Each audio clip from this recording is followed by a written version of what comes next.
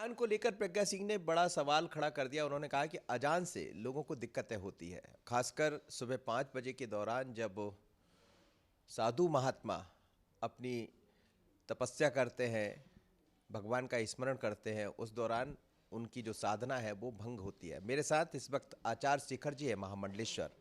आचार्य जी, प्रज्ञा सिंह भोपाल की सांसद है और हमेशा चर्चा में रही। क्या अजान से साधना भंग होती है? जय महाकाल। भोपाल सांसद साध्वी प्रज्ञा सिंह जी ने जो कहा सत्य कहा है, क्योंकि भोपाल राजा भोज की नगरी है और यहाँ आध्यात्मिक ध्वनि होना चाहिए। यहाँ पर लगभग 25,000 लाउड स्पीकर सुबह नमाज के समय, अजान के समय चालू होते हैं, जिससे कई मरीजों की जिनको दिल की समस्या है उनके ऊपर उसका प्रभाव पड़ता है। और जो साधु संत सुबह उठकर ब्रह्म मुहूर्त में अपनी पूजा पाठ साधना करते हैं, उनको भी उसमें बाधा आती है। इसलिए सभी मस्जिदों से, मीनारों से माइक उतरना चाहिए और इनके कागज़ लेना चाहिए कि इनके पास कोई परमिशन है भी कि नहीं, क्योंकि बिना परमिशन के तो शासन प्रशासन को ये सब हटाना चाहिए।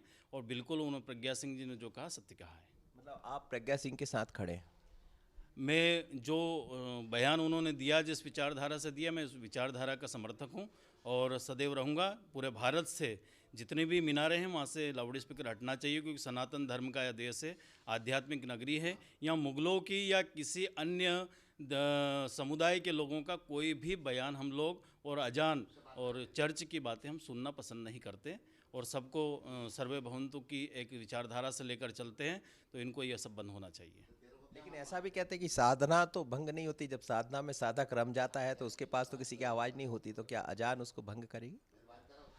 साधु संत प्राचीन काल में भी यज्ञ तपस्या करते थे और असुरी प्रवृत्ति के लोग चिल्लाकर और अनावश्यक बातें सुनाकर उस तपस्या को भंग करने आते थे।